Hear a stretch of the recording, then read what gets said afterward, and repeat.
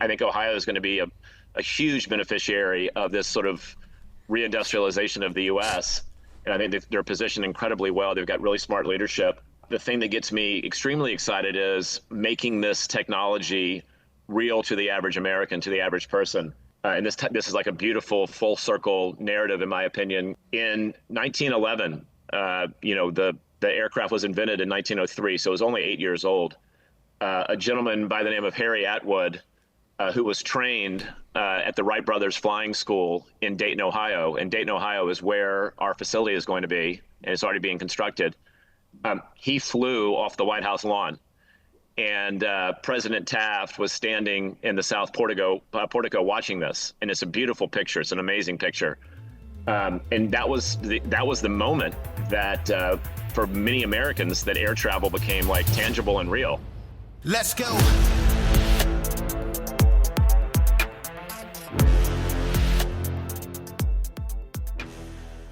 Welcome to Citizen. We got a special guest today, Michael Thompson, co-founder of Reinvent, and you're a board member of Joby Aviation in Oklo, which is a small modular reactor company. How's it going?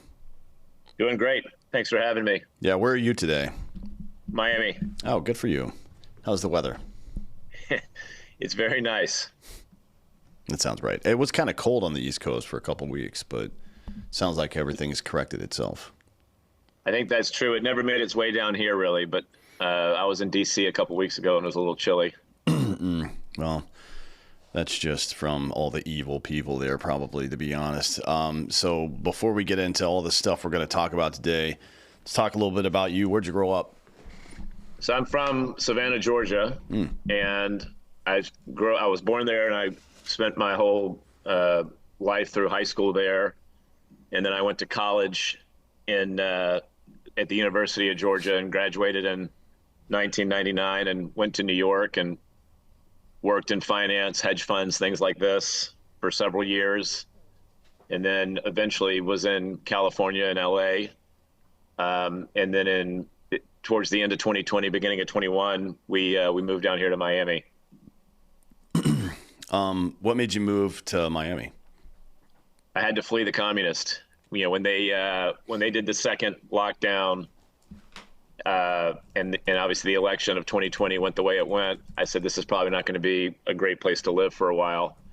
And on the other hand, Miami, much like Austin, was going through a pretty beautiful transition. And so it's been a fantastic thing so far. It's a great place for little kids. And there's like a critical mass of people here. Like network effects have really started to take shape. And you never really had that before in Miami. You go back as recently as 5, 6, 7 years ago, there was really nothing down here that would look like a proper New York finance company or a proper Silicon Valley tech company. And now there's many of these things, and the types of people that work on these projects, many of them are my friends. And like I said, the network effects have really started to take shape, and it's been a great time to be here. What do you think are some of the net effects of having a more, I guess, decentralized financial market right now? Because that's certainly happening in a number of, not just, it's happening geographically where, and the same thing with tech, where it used to all be in one location, and now it's kind of, there's a tech hub in Ohio, there's a tech hub here in Austin, so on and so forth. And then finance hubs are kind of moving around as well geographically. Then, of course, there's more diversity, I guess, in the market now with cryptocurrency and its development. So what do you think the effects of that are? Because it seems like it almost, from my perspective, it almost mirrors some of the stuff that's going on with the expert classes in other fields right now, where there are a lot more voices who are sometimes very well informed, but not necessarily experts. And then there's a lot of retarded people as well who think they're experts and have no idea what the fuck they're talking about, but they have very large audiences, right? Yes. So there's good and bad things from decentralization, is what I'm saying. Well, I think you're right, and I think it extends out further from just tech and finance. I think you're going to see the same thing, particularly as more and more industry gets reshored into this country. Obviously, you've seen it with media. I mean, the thing that we're doing right now wasn't a thing, 5 years ago at any kind of scale. And so I think that's really a pretty important theme. Really, I think starting with all the Trump years, is kind of where it really started to accelerate, at least as far as I could tell. I think the theme is decentralization. And if you go to the thesis, like just to pick a person, the venture fund that Vice President Vance started and ran under Peter Thiel, with Peter Thiel, the whole idea was, why do we centralize all of our tech innovation in one small geographic area in Northern California? And I think that's that's a very bold and I believe accurate thesis. And I think what's really turbocharged it in terms of the messaging and the sort of access to information on all these topics was when Elon bought Twitter. And I tell my friends, like, I can tell, and probably you can too, I can tell within 30 seconds of meeting somebody whether or not they're on Twitter. I mean, it's pretty remarkable. And it's frankly sort of interesting to me how you would go through life, not just on current topics, but I am constantly on Twitter reading various things from various accounts I follow about all things AI, and something that's moving as quickly as that technology is. It's really a kind of a daily thing just to stay as close to the cutting edge of it as you can. And without Twitter, I think that would be extremely difficult. So I think it's a net positive for the world. I think it's a net positive for this country. And I think that a place like Miami, a place like Austin have been huge beneficiaries of this trend. And I personally don't see it stopping anytime soon. These legacy places where these things were centralized, New York, for example, with finance, and Northern California for tech, they've been hollowed out in many ways, not just people leaving, but the crime is up considerably. The quality of life is down considerably. And you now have options to live other places, and people are doing that. So I spend a decent amount of time in Washington on a variety of topics. You mentioned Joby and Oklo. Those are two of the big ones. And I've gotten to know some of the people in Congress. One of whom I've gotten to know pretty well is Byron Donalds, who is, I believe, probably going to be the next governor of the state of Florida when DeSantis terms out in 26. And he has a vision, which I completely 100% agree with, of making the state of Florida the Silicon Valley of the East, and specifically for these physical world technologies. So, for example, Joby, for example, small modular reactors, et cetera, et cetera. And I think that's an amazingly smart positioning, because Florida is just an incredibly well-run state. It used to be people moved here for the weather and for the lack of taxes, state taxes. Now you can actually move here for all sorts of different industries. And if he's able to get elected and pull off this plan, which I intend to do whatever I can do to help, I think it's going to be an amazing additional asset for the state. Sure. Yeah. Certainly, some of this stuff is good, where we, I guess if, from Elon's perspective, and this is something he kind of borrows from Carl Sagan, that putting all your eggs in one basket as a species is probably not a good idea. And that's something that rings true throughout every part of life, right? I mean, one of the things about, so I have a background in security management from everywhere, from computer security to, risk management and armed security and stuff like that, to include military service. And, having disparate protocols. So one of the things, this is actually one of my master's theses I wrote on this specifically. One of the things that protects our energy grid is the fact that we have disparate technology and protocols all over the country in 9 major hubs. And it would be very difficult. Like, there's 3 or 4 of them that you would have to physically attack to do something. And then the rest, good luck physically attacking them. You would have to hack them, and they all have different protocols. So you couldn't have just one DDoS center or something like that was doing stuff. And it, there's something about that makes us quite a bit more resilient. Having things operate differently towards the same goal is a good idea, typically speaking, right? Yes. And a few thoughts that I had as you were talking. one other area that I think is going to get decentralized is the federal government itself. Moving some of these agencies outside of DC, to me, makes all the sense in the world. And I think there's actually a chance now that it'll actually happen. So that's sort of one point. The second point, which is just kind of somewhat comical, you mentioned Carl Sagan. I am almost 100% convinced that when you hear President Trump say billions and billions, which he says quite frequently, oh yeah, I think he got that from Carl Sagan. It does sound very similar, doesn't it? Yeah, yeah. And then the third thing I would say is when you talk about the grid, I got very interested in this broad topic 5, 6, 7 years ago, and there's actually a great book that you've probably read called The Grid, which was a great education for me. But what sort of prompted all of this, and this is what got me interested in nuclear in the first place. This was still quite early in sort of the AI revolution, or whatever you want to call it.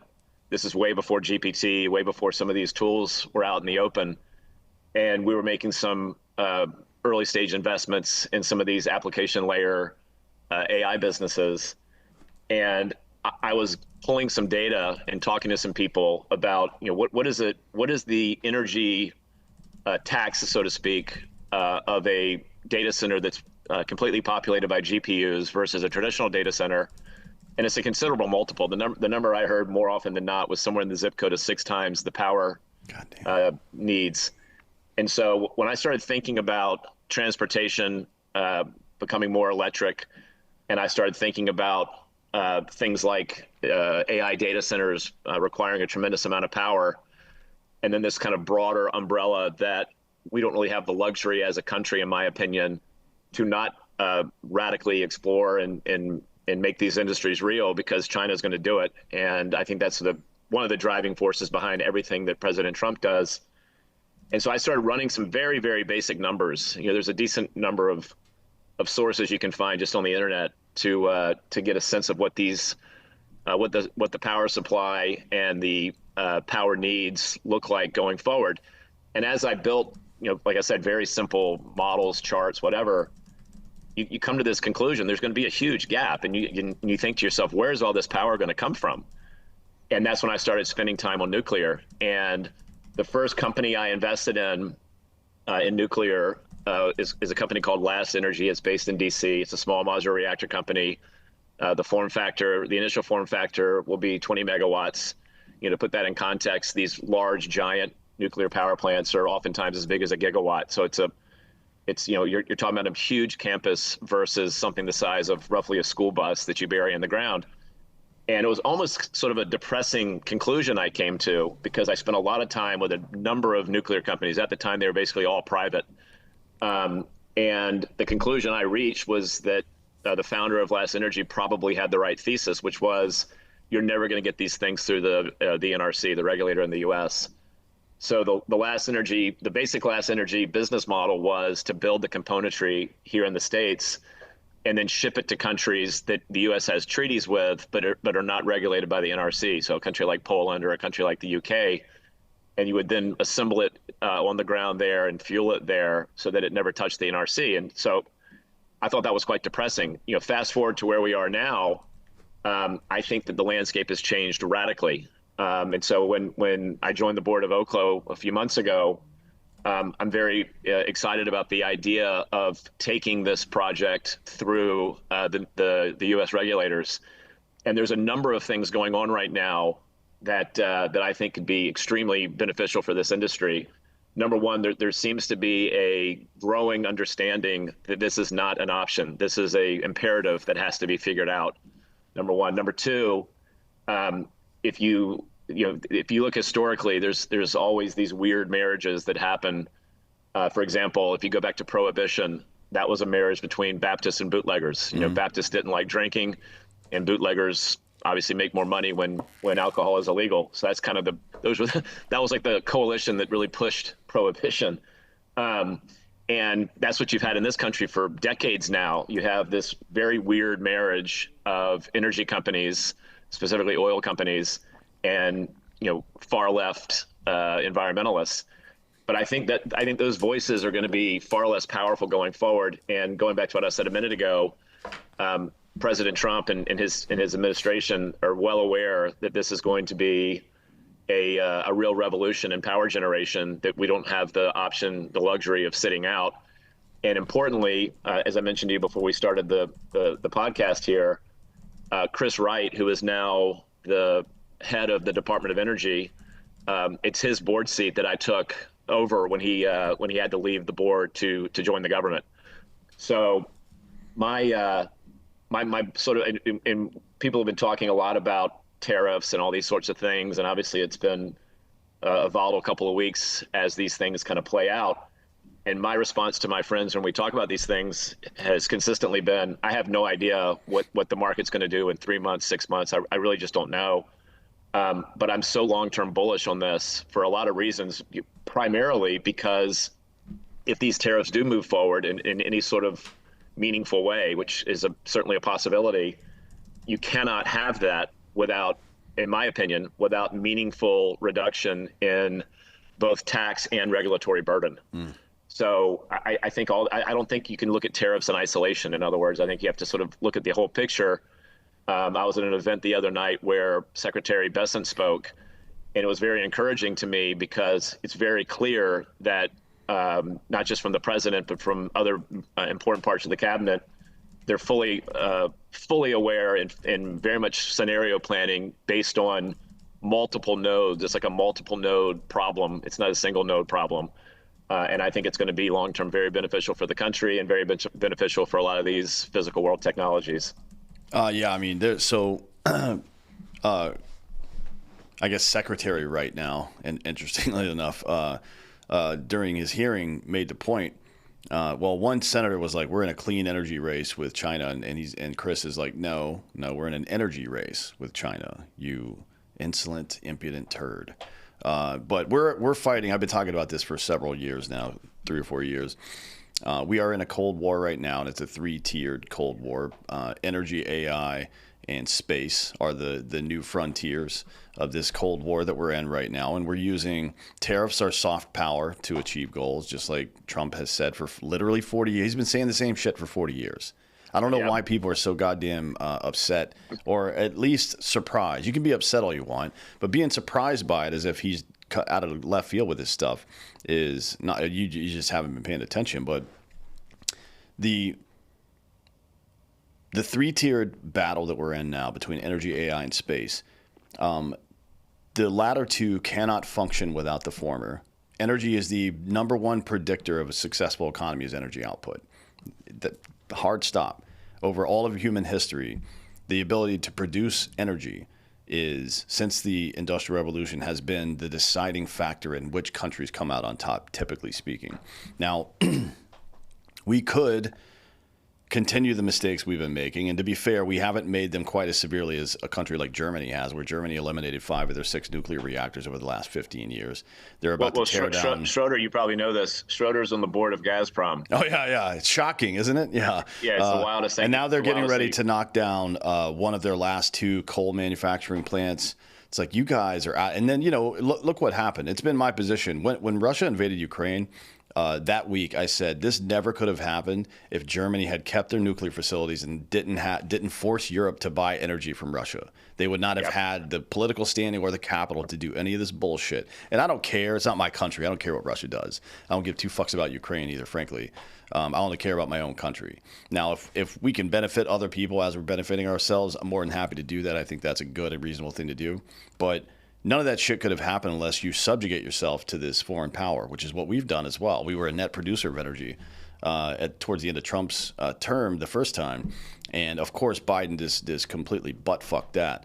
It's my position that we need to build about 25 to 30 new nuclear reactors, some combination of full-site reactors, SMRs, maybe even mobile reactors, which are pretty incredible. Now, I mean, the SMRs, some of the new ones that are coming out, the standard's kind of been 300 megawatts, but there's some 500 megawatt options out there now for an SMR. That's insane to me, right? I mean, that's like you're halfway to a full site at that point. And you can stand those up relatively quickly as compared to a standard nuclear site. This is how we win. AI requires that energy. AI and, by the way, crypto mining also. Yes. And those are 2 things that we could with just the waste that we found so far, instead of, I don't know, sending that back to the taxpayers, which, look, I think taxation is theft, frankly, but instead of doing that, we could invest this in new nuclear sites and the war would end. This Cold War with China, which they're already fucked right now anyways, because the yuan's at like a 20-year low. The highest volume purchase of gold over the past 6 months has been Chinese citizens. That's how you know their currency is fucked. For people who watch markets, that's how you know. So they're already in a corner. They've overproduced their inventory by 100 to 150%. They're sitting on a bunch of shit they can't sell. We've got them in a corner. Start building nuclear reactors right now, and we will win within 3 or 4 years. We'll win this war. Well, I have a very comparable view to yours in many respects. A few things I'd say about all that. First of all, on the SMR piece, one of the key tenets of the thesis for these SMR businesses, this SMR technology, is by being able to manufacture it, as the name would suggest, in a modular fashion, that will enable over time, as things scale up, as you achieve S-curve, et cetera, that will enable it to be far more cost competitive relative to other forms of energy. And that's always been one of the knocks on nuclear, is that a lot of these things were built with cost plus contracts. They were extremely expensive to build these facilities. And so the basic idea, like any sort of manufacturing process, is if you can actually build them at scale in a modular fashion, and have them reasonably easily transported to parts all across the country, it can become a very competitive source of energy. It doesn't need to be subsidized, et cetera.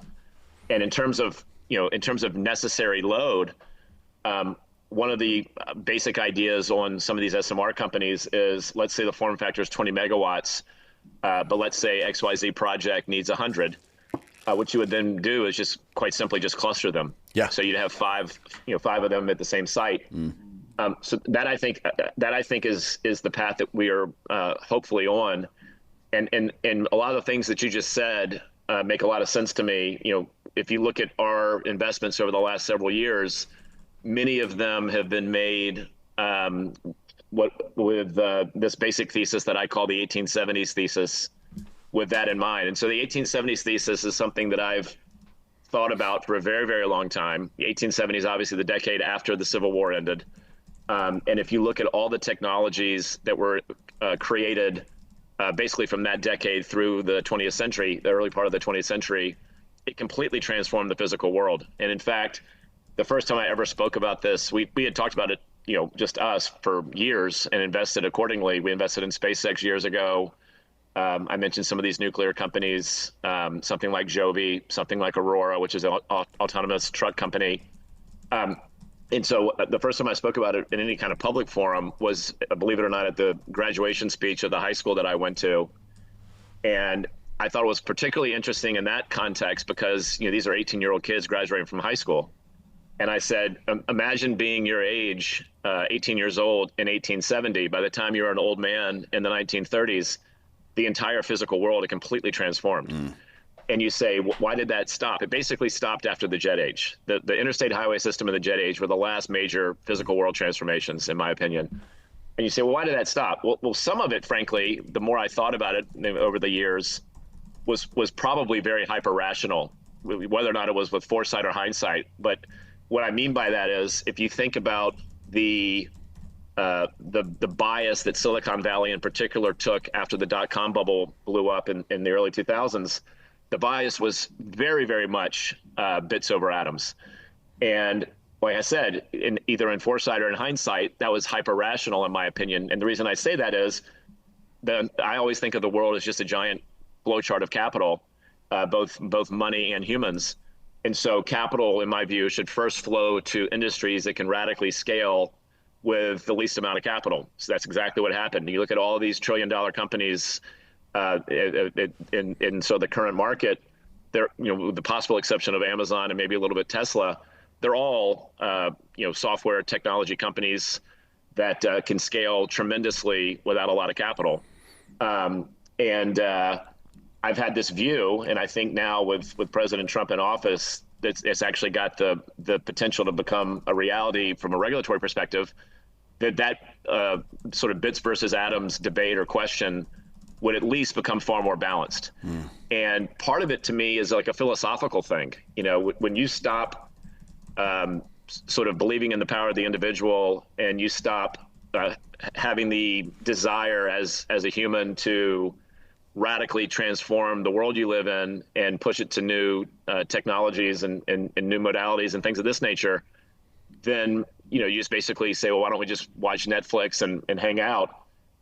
That philosophy is going to be a huge detriment to the country if it's not corrected. And I think the last election did a huge service to make that correction, because otherwise, we could have very well been on the same path that Europe is on. And you talked about Germany. Like Germany, at least as far as I'm not a European expert, but as far as I can tell, Germany has performed the greatest act of sort of civilizational suicide that a country maybe ever has made. And the crazy thing that looks to me like it's happening is that France is going to come out as the giant winner of this in terms of Europe. All of the AI innovation, or the giant majority of it in Europe, is happening in France because they have the nukes. Yep. And so if you look at, I'm blanking on the name of the company, but there's a CoreWeave equivalent in France, and the people that run it are British, but they're running it in France because they have access to nuclear power. So this goes back to my earlier statement. Like, I'm just so long-term bullish about these things, because I strongly believe that the 2024 election was a massive inflection point, and we came out on the right side. That doesn't mean there's not going to be conflict and silliness and things of this nature. But when you look at what Doge, like you mentioned earlier, what Doge has already accomplished, the line that I've been using when I'm in Washington is, if my thesis is correct, we'll look back and say 2025 was the year that exponential equations came to Washington. Yeah. And it's just not honestly, it's just not a fair fight. I mean, this is just such an amazingly well-run team, and they're doing God's work. So, it's something that I think is going to be very, very long-term bullish for the country. Yeah, I think it's Mistral AI, the French company. It's run by a guy that broke off, a British dude that broke off from DeepMind from Google. He was part of Google's DeepMind there. But yeah, Mistral, and it's, you would like, in a perfect world, you would like for technological innovation to happen where the ideas are the best. But unfortunately, we've gotten to a situation where, when I say that, I mean the actual tech ideas. And maybe that's happening. I'm not sure about that. I don't know enough about the technology to say one way or another. But I do know that no matter how good your AI idea is, if you don't have nuclear power, you're fucked, right? It's like you may as well just write it on a napkin and put it on your fucking refrigerator at that point. You know what I mean? So Germany has, man, aside from all the crazy immigration stuff that's going on in Europe right now, it's only been going on the last couple of years. This denuclearization of Germany has been going on since the early 2000s, and it's insane to me. It is insane to me. And now all of Europe is in big trouble, except for England and France, economically speaking, because Germany has been propping up the European economy this whole time. Now, certainly, some of the smaller countries have been keeping rapid inflation from happening with the euro specifically, because they're just like smaller economies that are attached to a same centralized fiat currency. So it's keeping inflation at least marginal to some degree. But all of these companies owe Germany money now, or countries rather owe Germany a lot of money. And Germany doesn't have the ability to collect on it because those countries don't actually have any of the money that they're owed. So you have a bank that's going bankrupt basically in the middle of Europe right now. And good luck, right? And then they're like bringing in all these other mouths to feed that they can't afford. I don't know, and they're reducing their work week to 30 hours. So, good luck. Good luck with all that. I'm not really interested in propping up Europe anymore. Now, you said something that I enjoyed about applying. I would say you were talking about funding specifically, but I would say pressure and funding and deregulation to businesses and industries that can scale quickly.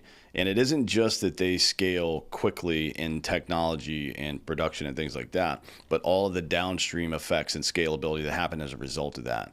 That's how, like, I don't believe in the trickle down economy stuff that Reagan talked about, where if we just focus on like solely on the top level, then everybody else will get their crumbs off the table. I think it's a poor way to put it, but there certainly is something about like how much money have individual creators made because of YouTube and Amazon, for example, right? I mean, quite a bit.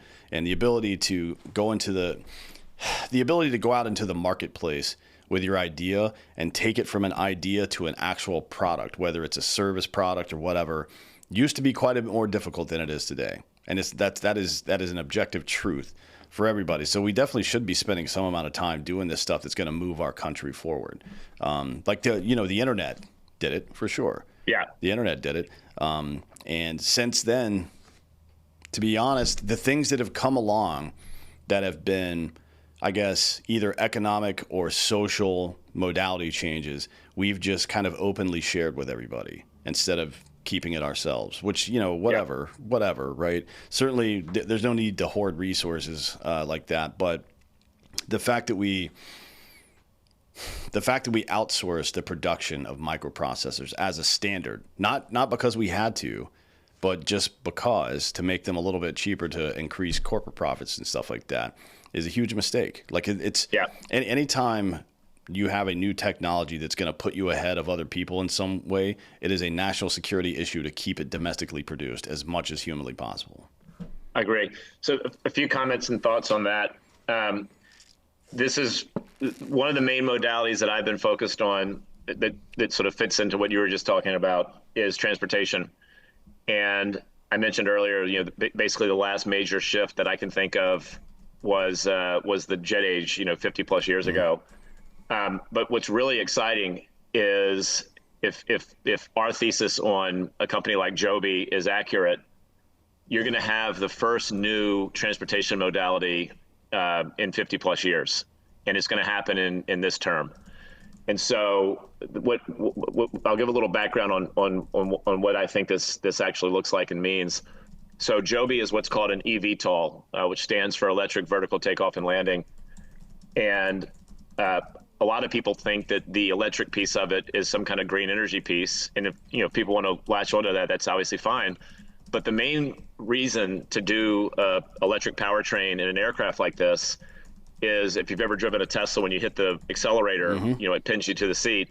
That's because you can get a significantly more torque with an electric powertrain than you can with a combustion engine. Yeah, I mean, you can explain that. Like, there's no loss of energy at all the junctions, right? I mean, essentially, like in a car, you have a drivetrain where pistons are pumping, flywheel turns, it turns a U joint, and then there's other CV joints that come off of that. And at each one of those intersections, you lose energy. But with an electric engine that has a backup electric engines on each wheel, there is immediate and lossless torque. And you can no combustion engine will ever be able to compete with a commensurately horse-powered electric engine ever. That's just a fact. Yes, and the practical application that is incredibly important for a technology like Joby is what it enables you to do from a physics perspective is spin the propellers at a very slow pace and yet still have enough torque to get it off the ground. And what results from that is it's about 100 times quieter than a helicopter. And so the two big knocks on helicopters are noise and safety. So even the most modern helicopters have 48 single points of failure. If one of those things breaks and you're unable to auto rotate, it's going to crash. Whereas Joby, because of the redundancy you're talking about, we have redundant actuators, we have redundant batteries. Joby has 0 single points of failure. And I would argue probably the most sophisticated flight computer outside of the military ever designed. And so what that results in is an incredibly easy, frankly, user interface. So to fly a Joby, which I've flown, I've never flown the actual vehicle, but I've flown the simulator and I'm not a pilot. It's massively intuitive. It's a joystick and a throttle, that's it. You're not doing anything with your feet. You're not doing anything with various buttons and switches and things of this nature. So basically, once you get the vehicle up in the air and you push the joystick into forward flight and you begin to accelerate with the throttle, somewhere around 70 knots, the propellers go from a vertical orientation to a horizontal orientation, and now you're on the wing. And the wing, number one, is a safety thing because it's got about 10 to 1 glide ratio. And number two, it obviously significantly extends the range. So the current form factor that we're certifying has about 100-mile range with about 1,000-pound payload, which is going to be very practical for a lot of different types of trips. And once these things are being built at scale, and importantly, we're building them right now in California, and this is a very active board. It's not. It's almost like an operating committee, frankly. So the process to select the state where we were going to build the scale production facility, I was quite involved in that process, and we ended up going with the state of Ohio, which frankly was a good decision at the time we made it. They gave us an amazing package. They're great to work with. But then that decision over time, just by good fortune, got even better. So for example, obviously the vice president is from Ohio. He and his team were radically helpful last year when we were working through FAA reauthorization. And now he's the vice president, which I think is great. The person who replaced him, Husted, was actually the lieutenant governor that we worked with to cut the deal that we cut with the state of Ohio. And then Marino, who's fantastic, a businessman, great guy. He won, to my knowledge, the most expensive non-presidential race in the history of the U.S. And he beat Brown. And frankly, not to knock Brown was actually quite helpful with us. But I was, admittedly, I was always a bit concerned because he's a very, very pro-union guy. But now we have two great senators, the vice president being from there. And it's looking, very much like it's going to be Vivek as the governor. Mm-hmm. And I think Vivek has a great vision for it. And I think he's right, frankly. I think Ohio is going to be a huge beneficiary of this sort of reindustrialization of the U.S. And I think they're positioned incredibly well. They've got really smart leadership. When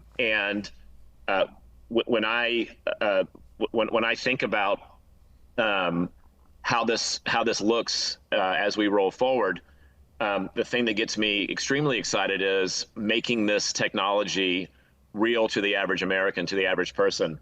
I have to constantly remind myself, because I talk to people about it all the time, and it's sort of, it's consistent that someone will say, "Oh, I had no idea that this was so close." I mean, it sounds like you guys might have TIA in like the next 12 months. Wow, I didn't know that. So one of the things that we're hoping to do, and we're doing a lot of work on this as we speak, and this is like a beautiful full circle narrative, in my opinion, going back to Ohio. In 1911, the aircraft was invented in 1903, so it was only 8 years old. A gentleman by the name of Harry Atwood, who was trained at the Wright Brothers Flying School in Dayton, Ohio. And Dayton, Ohio is where our facility is going to be, and it's already being constructed. He flew off the White House lawn. And President Taft was standing in the South portico watching this. And it's a beautiful picture. It's an amazing picture. And that was the moment that for many Americans that air travel became like tangible and real. And so we're hoping to replicate that this year and fly the Joby off of the White House lawn. We've been flying it now for many years. We've got thousands and thousands of hours on this aircraft. We've been flying it at Edwards Air Force Base in California for a couple of years with pilots, because it's the military. It doesn't have to be certified. And if you go back in history, pretty much every major innovation in aviation started with the military. So we would have an Air Force pilot flying it, and I think it would be an amazing spectacle in a good way for the country. And I think it would be great from the president's perspective, because believe it or not, 2 years ago, March of 2023, before he was elected, obviously, there's a video, how he does these Instagram videos where he's just talking into the camera. He says, just as the United States led the automobile revolution in the prior century, we have to lead in this century in this modern advanced aviation field. It has to be the United States, not China, that wins this technology. And when I heard that the first time, I was like, "Oh my God! I wonder who he talked to about that." So I think it would be a great bookend to those comments to be able to pull this flight off.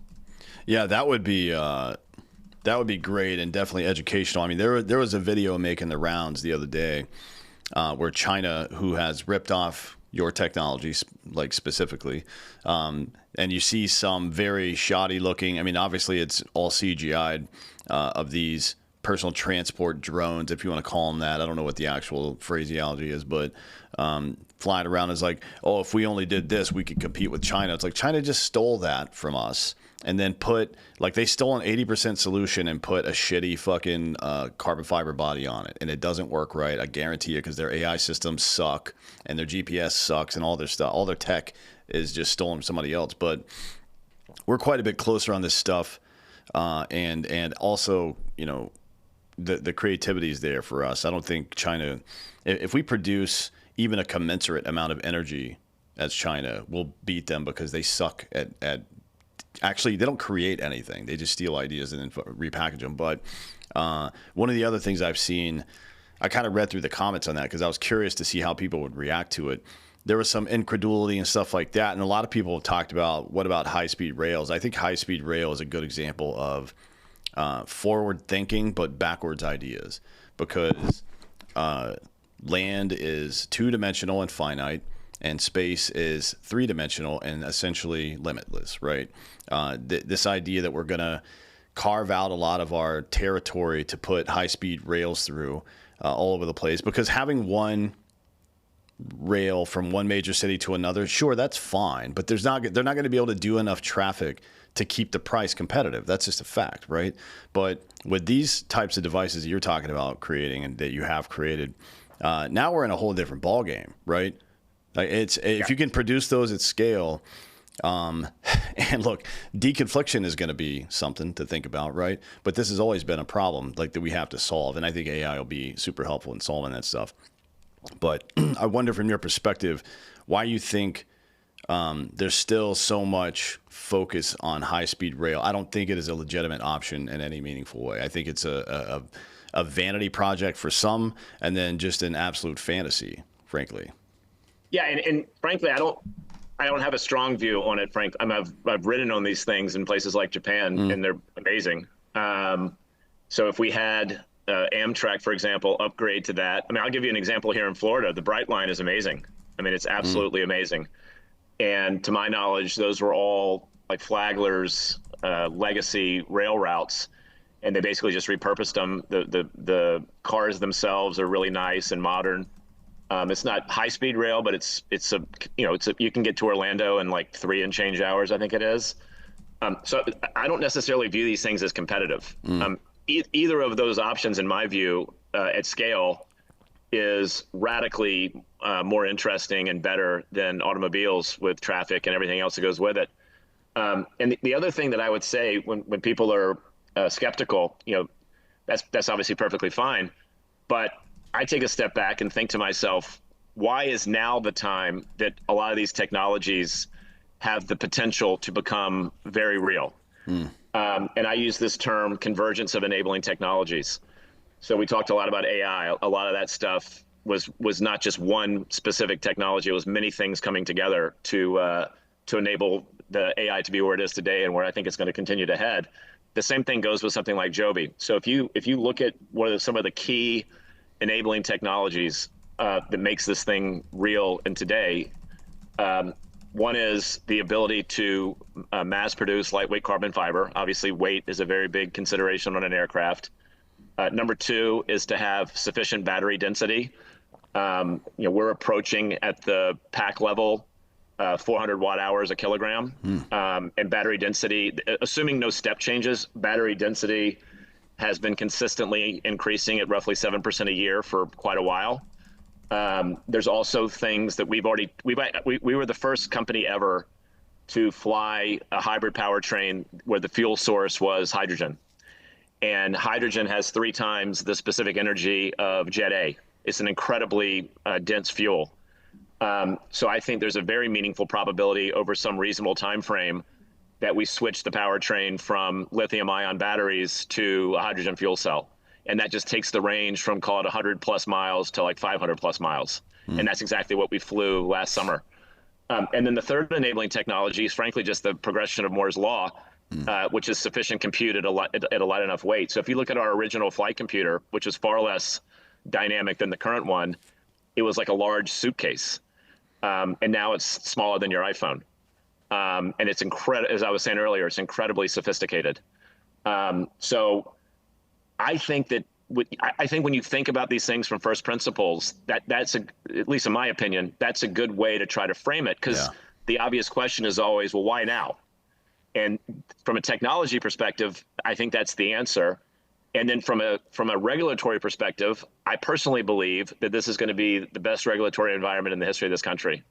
I think we find, like, and Elon said it best, and some other people at this conference I was just at a couple of days ago were echoing this. And the question was something like, why do you think some of these, it's only been 100 days. Why do you think some of these things have been so fast and so effective so far? And the answer was, because you have people in Washington that actually care. Like they actually care that these things are being done properly to benefit everyone who lives in this country.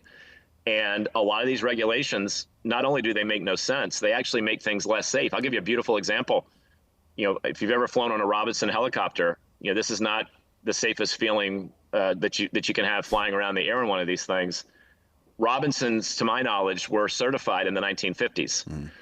And so if you open the hood of a Robinson, you'll see that there is a part that is fastened with a paperclip, literally a paperclip.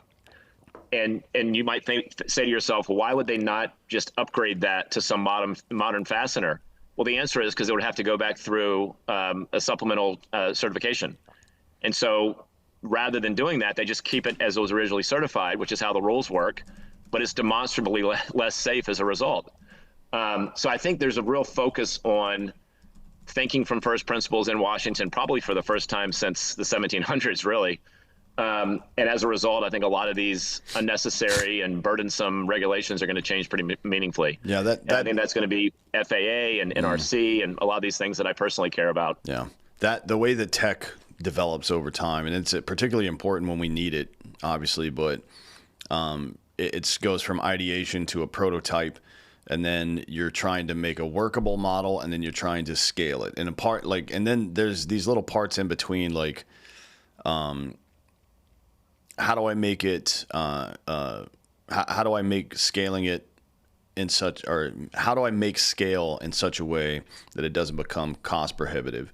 That it actually, because there are some you fall into traps with some of this stuff if you don't get price breaks on component parts.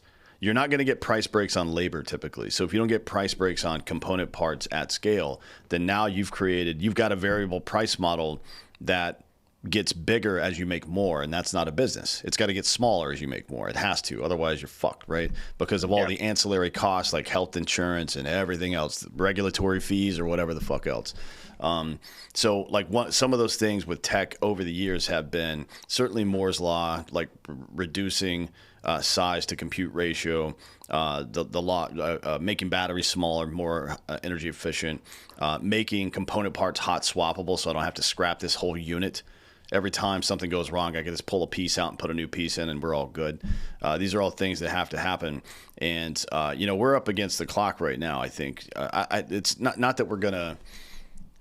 I don't like the alarmist stuff. Well, society's gonna end if we don't do X by this year, because that's nonsense. It's never. Life just isn't like that in reality. But certainly, we are in a race. And the goal in a race is to win. That's my understanding of how that works. So I don't know why we're.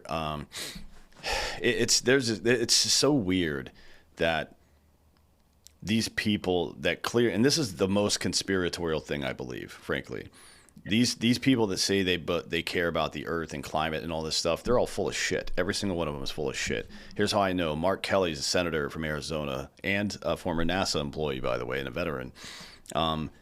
Gets mad at Elon, gets rid of his Tesla, and instead of getting another electric vehicle, he goes and buys a V8 combustion engine. So he never believed in any of this stuff, right? That's how you know he never believed in it. So when I see them writing these giant bills like the Inflation Reduction Act, which is just the Green New Deal repackaged with a new name, you have to start to wonder what their motivation is, because it's certainly not to make America better, because that didn't make America better. It didn't advance our technology at all. All it did was put regulatory environments in place that would stop us from growing. That's all it did, right? And then tax the shit out of people as well.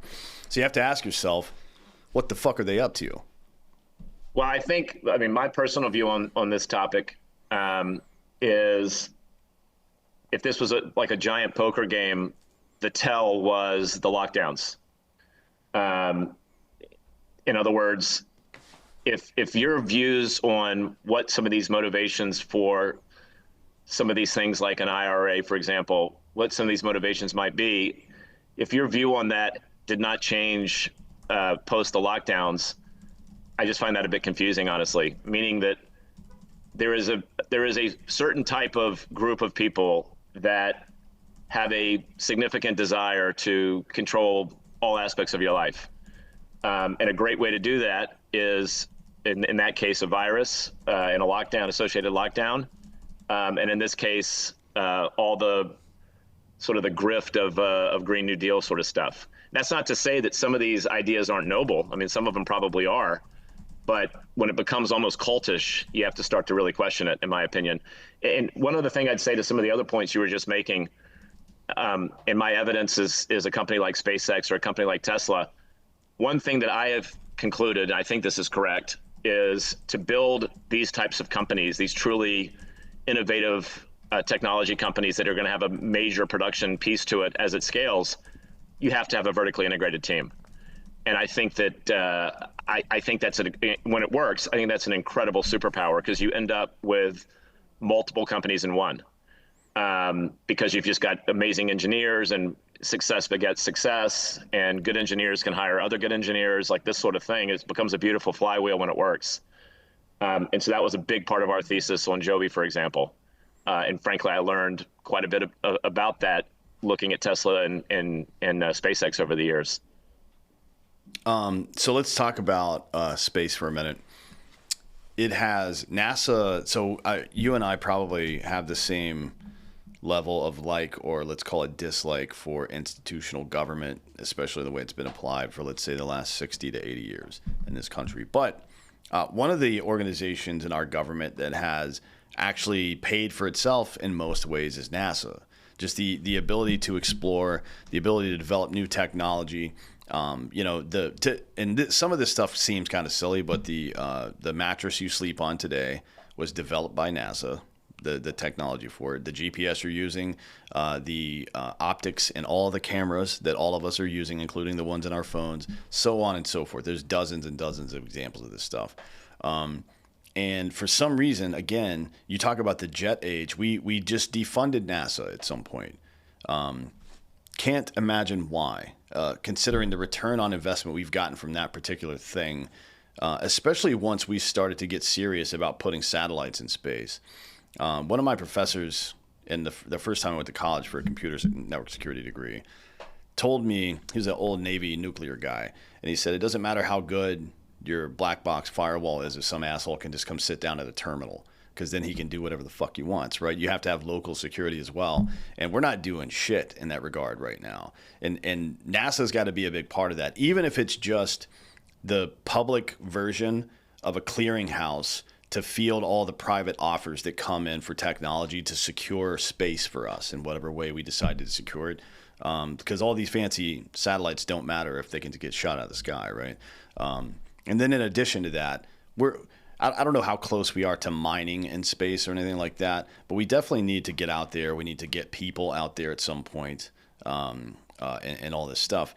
I just don't. Do you have any perspective on why we kind of backed off of that stuff? And then the second part of the question is, it's not a question, it's a comment that I want your thoughts on.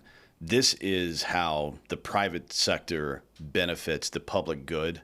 This is a really good example of it. People like Elon, even Blue Origin, and then Jared Isaacman, who's going to become the NASA administrator soon, who did some of this stuff as well. Like, talk about that for a minute, please. Well, I don't know Isaacman well, but what I do know about him, I think he's an amazing choice for this role.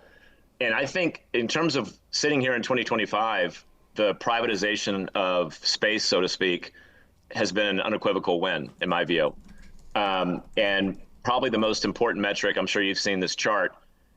Yes, NASA was able to develop some amazing technologies and deploy them, but they were doing it on a government budget, which just almost by definition means it's never going to be efficient. Correct. And to my knowledge, they never materially played around with things like reusability, et cetera. And so what resulted from all of that was a cost per kilogram to get into space that was, in the 10,000 plus range. And if you believe the projections of SpaceX on a vehicle like the Starship, it could get down sub 20, even sub 10 potentially, which would obviously be massive numbers of orders of magnitude in cost reduction.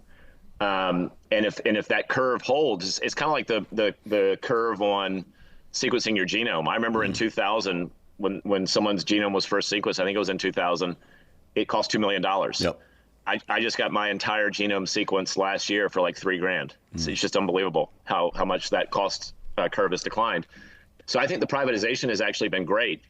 And I think it's like, and I think if Isaacman is able to do what I think he's going to be able to do with NASA, plus you have the Space Force, obviously, that Trump created in the last administration, I think there's going to be like hopefully a very positive interaction between the private sector, companies like SpaceX, and the public sector, things like NASA and Space Force.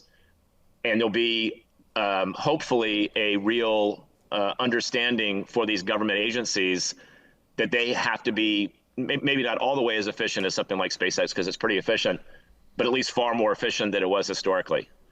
And that's really what it comes down to. I mean, all of this comes down to the efficiency of the organization doing it. And they had some brilliant scientists, obviously, back in the day at NASA. But what they didn't have was the discipline that a private company would have around things like costs. And, the proof is in that chart I was just talking about. Yeah, that's certainly, adding the privatization factor to it is hugely important. I wish we would think about doing that for our healthcare system as well in a way that makes sense, because the way that we rationalized that whole thing was, healthcare is being rationed right now because some people can't afford it. And the response to that from the political left was, okay, well, we'll have to uniformly ration healthcare now. Like, I'm sorry, what? That's your plan, is just to take what's not working and make that the standard? That was your plan? And that's how government reacts to things. They suck at everything, right? The government is good at being a facilitator, but as far as being creative and efficient, not one prayer. You're never going to get that out of government, nor should you expect to, frankly, right? Because government, by its nature, because of its mission, is going to be inherently risk averse, which costs money. And a business wants to make money, which means they're going to do things that make sense, and they're going to do them quite a bit quicker. And then, there's a lot of stuff going on in government, even on the right now, where we're in a creator economy in a lot of ways now, even on the technological side. And some of the things that are being discussed, like closing the carrot interest loophole, for example, are completely asinine. I have no idea why this is even being discussed. Frankly, it makes no sense to me for many reasons. But I think the carrot interest thing. I'll just make a comment on that if it's useful. Yeah. And I'm not a tax expert, but I've had a view on this for a while. It's not obvious to me why this term carried interest even exists. And what I mean by that is there's the way that I think about it, there is no loophole. And I'll describe it in a very simple example. Let's say that you're a rich guy and I'm a money manager. And I come to you and say, I'm going to set up this partnership between me and you. You're going to put the money in. And every year that I invest and make money, you keep 80% of the profits and I keep 20. Mm-hmm. So let's say that you invest $100, and in the first year I have a really good year and I generate $100, so I double the money. So we now have $200, $100 of profit. It's all long-term capital gains from your perspective, because that's how the income was generated. I pay you your 80, and you then pay long-term capital gains on that 80. And then I pay long-term capital gains on the 20, because that's what it is. It's long-term capital gains. So in other words, I don't understand how that's a loophole. That's the way the tax code is designed, as far as I know. Mm-hmm. So I think they just kind of came up with this term carried interest, when in actuality, in my view, it's simply classifying the income as to how it was generated. Mm. And so taking it away would just be, to me, from first principles, would be nonsensical, because on the same exact long-term capital gain that you're paying long-term capital gains tax on, I'm now paying current income. It doesn't make any sense from a first principles perspective. Yeah, it's an illogical move. So it's the same as the estate tax. They just made up this phrase to be able to, because your dad builds this empire and wants to pass it on to his family, and because he dies, you get taxed. I don't fucking understand how that works at all. Like, I understand that people, by and large, hate hyper successful people. That it's just that's literally all it is jealousy, and governments weaponize that jealousy as a means of robbing people from the fucking wealth they created. That's literally all it is. But even if you back off of all the social stuff surrounding it, it's illogical in the market to behave this way, because for two reasons. One, a small business owner, especially on the small side, small to medium side, who are paying themselves from dividends from the company, if you tax them at the higher rate, then this is what happens. They don't reinvest in their company. Let's say you go back to the pre-Obama capital gains tax, which is 15%, and there was 12 before that, actually. So, let's say it's just 15 for round number's sake, and you make $100,000 in a year, and you pay $15,000 in taxes. The other $15,000 that you don't pay in taxes, almost every business owner will use that money to reinvest in their own business. They will buy more of that business somewhere. Like if you own a franchise of McDonald's or Ace Hardwares, you're going to buy another one because you're making good money doing it, which means you're going to hire another 15 to 20 people, depending on which kind of business it is. And this is something that greatly benefits the economy. And I think not only should we forget about this closing this fake loophole that's not even a loophole, I think we should make quite a bit more of it a tax write-off, in the same way that if you sell real estate and reinvest the money through a 1031 immediately into a rental property, you pay no tax on that, because you have put that back into a business that is a money-making venture for yourself. You should pay no tax on that, in my opinion. Yeah, I totally agree with you on that. I mean, the closest thing that we've had that somewhat mirrors 1031 was in Trump 1 as well, as you probably know, the opportunity zone. Yep. But it has far more limited application. QSBS is another one that actually works reasonably well. You're allowed to roll proceeds of what's considered a QSBS, but like a lot of things, and again, I'm not an expert, but there's like all sorts of different definitions that you have to meet to be qualified as one. But if you do, you can roll the profits of a QSBS into another QSBS. So it's limited in from that perspective. And then I think it's after 5 years, if you turn a profit on a QSBS, there's no tax on it. I think that's correct. Mm-hmm.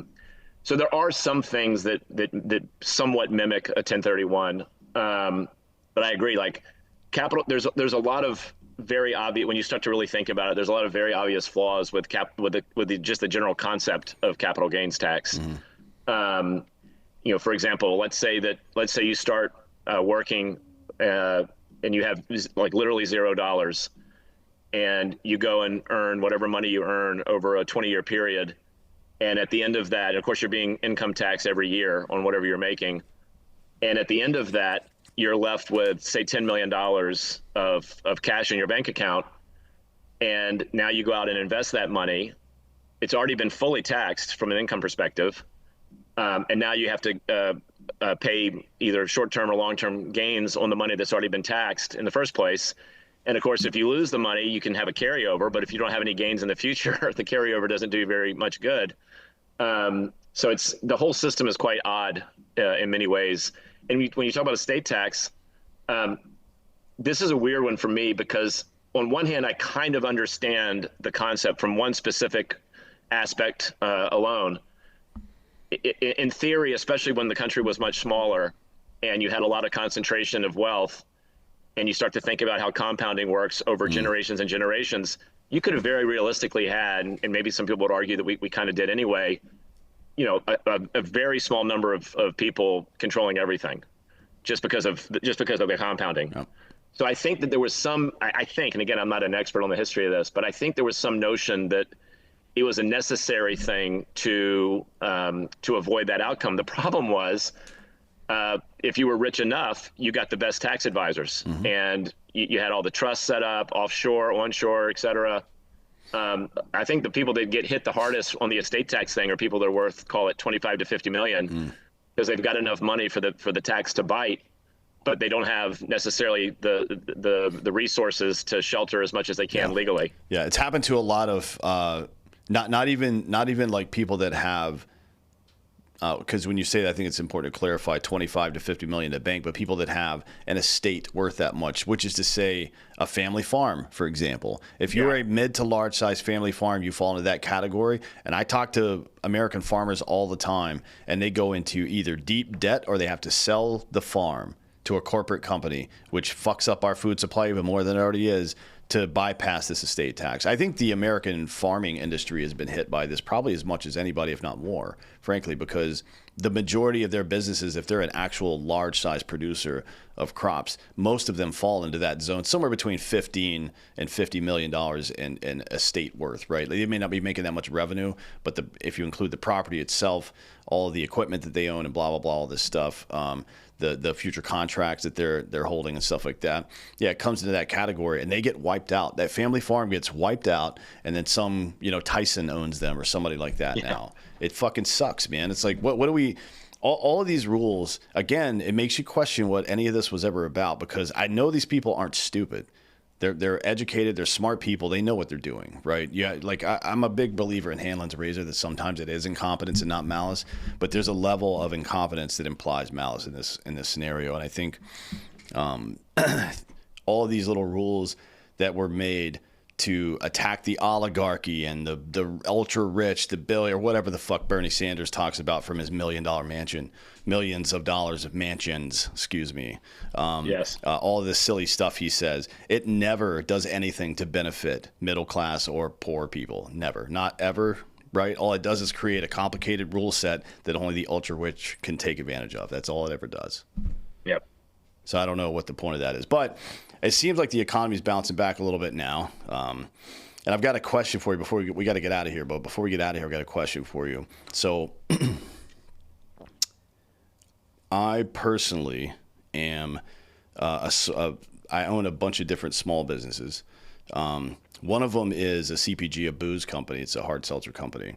And we've had a very difficult time finding private financing. We're at that position now where we're probably somewhere in the 20 to 25 million valuation range, and we need capital to grow more. It's just how businesses work. We've had a terrible time finding it, even though we don't have any debt, blah, blah, blah. I think the economy is just like, people are nervous about putting cash out on the street right now because rates are all crazy and who knows what's going to happen. And that we talk to other people about this specifically on a regular basis to see what they think, but also just, if they're smaller than us, we try to give them some advice. If they're bigger, we try to ask them questions. You've done quite a bit of investing in your life. What do you have any advice for people? Well, I don't know if I would call it advice, but I do know a group of people. The name of their fund is called Humble, Humble, and they are excellent CPG investors. And one of the principals is a guy I've known for a while. His name is Nick Giannuzzi. And he started off as a lawyer. I think he still is a practicing lawyer, I think. But his first significant deal, if I remember correctly, years ago was vitamin water. And he sort of used the success of that transaction to create kind of a cottage industry where he was one of the go-to people in sort of all things CPG. And then he had this idea of, well, I see all these deals. I understand these things pretty well. I know which businesses work and which ones don't as a general rule. So maybe I should invest in them as well. And so I have no idea what specific products you're talking about and what their interest would be. But that is the CPG focused fund that I'm aware of. Even if there's no deal to be made, it may just be an interesting conversation. And he's got some partners, but I don't know exactly who all of them are. I just knew him from years ago. Yeah, that's good advice. Yeah, I think that name sounds familiar. Is he the guy that funded Long Drink and then sold Possibly. it? I think. It certainly wouldn't surprise me. I just don't know. Yeah, Yeah, that does sound familiar. Yeah, that's and then in broader terms, RX Bar is the other one he did, and it was Body Armor was the drink. Yeah, I remember this guy. Yeah. Very, very good at CPG. And just, for context, I know you know Baker. I was the VP of marketing over at Black Rifle for a long time, so we've been in so many of these conversations over the years. It can be tough, and it all depends on kind of how the market's doing, and then people. I'll tell you, and not that I need to inform you about this, but mostly for the audience.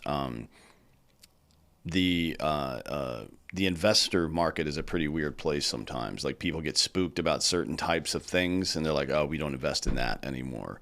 Yeah. Now, booze is relatively, it's not difficult most of the time. Usually, I mean, we like to say there's a couple of industries that are recession proof, and booze is usually one of them. And that has been true for us, at least on the sales side. But on the investor side, it has been a little bit difficult lately. Well, here's what I was saying. I know some people, as I was just saying, but I am not a CPG expert myself. But what I can say just more broadly, starting in, call it, early 22, in accepting AI companies, it's been a very difficult venture market sort of as a whole. There have been very, very few exits. The only major exit that I can think of in the last 3 years is Reddit. And the stock's come off, but it was a very successful IPO. And historically, you would have thought, oh, that's probably going to be the kind of the first deal of many, and that ended up not materializing. I think this current environment with the concerns around tariffs are probably pushing out calendars even further. So there've been a couple of things that have happened, and just sort of broadly within venture, at least that I've seen. Number one, there have been, and you would expect this in the environment 22, 23 in particular, there have been a lot more companies that might otherwise have made it that just failed, just outright failed, or might have done some really gnarly pay-to-play cram down kind of thing. And versus had the market continued as it was in 19, 20, 21, they probably would have gotten funded, at least some of them. So in other words, the failure rate increases and accelerates. Number two, the funding environment is not as attractive because people feel like they're overly exposed to the broad idea of venture, and there's not a lot of exits. And so from an LP perspective, you look at it and say, well, I've been investing in these funds now for say 20 years, and I had it down where a lot of my older vintage stuff was basically in full distribution mode, and I could use those distributions to fund future capital calls on new commitments. Well, what happens in a scenario like 22, 23 in particular, the capital calls continue and the distributions shut off. So it goes from being kind of a, like a self-sustaining funding mechanism to something that you've got to come out of pocket for. So I think it's made the fundraising environment, I mean, there's obviously always going to be exceptions, but just generally speaking, it's made the fundraising environment more difficult. Is sort of my impression of things. Yeah, a big part of it too is, I mean, you kind of touched on a little bit, or to a great degree there. A lot of these tech companies, especially the ones that are services like Uber and all of the food delivery services, they've been operating at a loss because that's not a money-making venture. It's just not. Like, it's not. It will never be. I don't like they've had to take so much different capitals. Literally every single one of those companies is upside down, even though they've not paid workers well and so on and so forth. They've cut every corner they can. They still can't make it work. But and I think a lot of it was, the Silicon Valley venture capitalist crowd just throwing money at any idea that popped up, and like, oh, and then it's almost mission creep after that. Like, oh, we've been funding this for so long. I guess the spent cost fallacy says we got to keep spending money on this, and to make it succeed, we can't let Uber go away.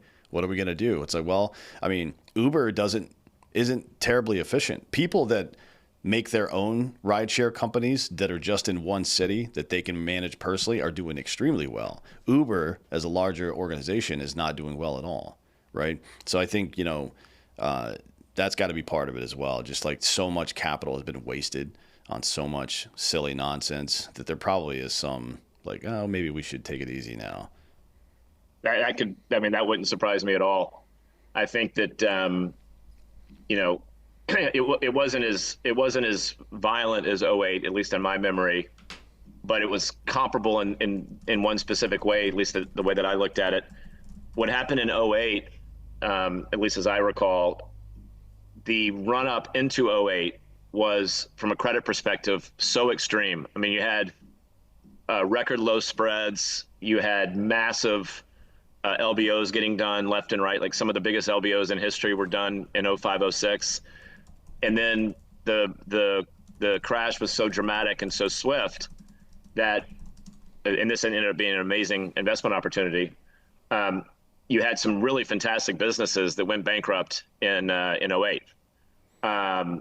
And that was something I was doing back then. It was a really wonderful time, as long as you could raise a little bit of money.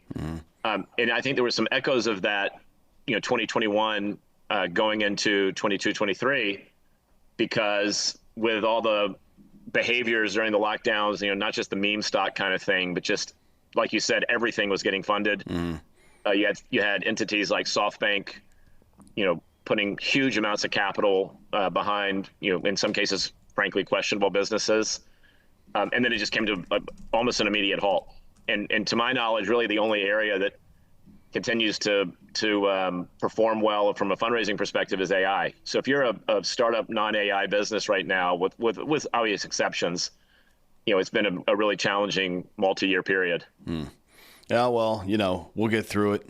We're doing well. We just bootstrapped the whole thing, and I know a lot of other people doing that well. We have the added advantage of having a pretty large audience that we can speak directly to whenever we want. I mean, we open in a city or a state or a particular store, and we just get on our daily show and say, hey, go buy all of it. And it works, right? So, I mean, we've got an advantage over anybody else. We'll make it either way. It's just it'd be nice to make it a little quicker, but we'll see how it goes. Now, this is the point in the show. We're going to wrap things up. I got to go do some other shows today, but tell everybody where they can find you and all the stuff that you're working on, because all this stuff is crazy. Like the Joby Aviation especially is wild as hell to me. Especially I've known about, Baker told me about it a long time ago, so I've known about it. We talk about it from time to time, but then I see on social media these fucking videos pop up. Look at what China's doing. I'm like, it's just like a deep sigh that goes throughout my entire body. So tell people where they can find all the info on the stuff you're doing, because I think it's important. So I think it's still up there, but Reinvent has a website. Reinvent Capital has a website. And when we did the Joby investment and the Aurora investment several years ago now, we put the write-ups on our website. So, they talk about this 1870s thing that I was mentioning earlier. It goes through some of the specifics of the thesis, at least from our perspective, lays out the competitive dynamics and things of this nature. And interestingly enough, by the way, just to show you how regulation is a very important thing for a lot of reasons. At the time we made the investment, I would have told you that probably the most real competitor to the business was a company out of Germany called Lilium.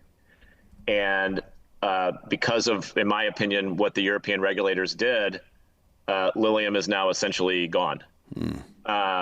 So the good news is Joby is still moving down the path. We release a lot of things publicly during the earnings calls, et cetera, where we give some updates on timelines and things of that nature. TIA is a critical thing. TIA stands for Type Inspection Authorization.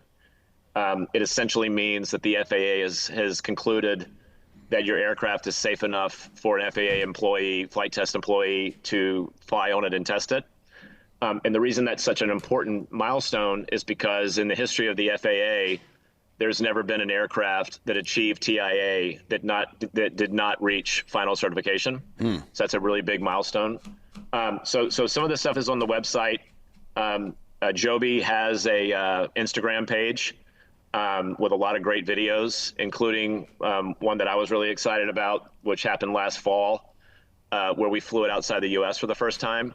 The largest outside investor in the company is Toyota. So we got the iconic shot of the aircraft doing a bank turn in front of Mount Fuji, which was pretty epic. And there's a lot of just sort of general content on the internet about these things, some of which, like I mentioned, is coming from things like Heritage Foundation. President Trump himself spoke about it, like I said. And I think, again, I think there is a very good probability that this becomes a reality during this term. And I think it's going to be transformational in many, many different ways.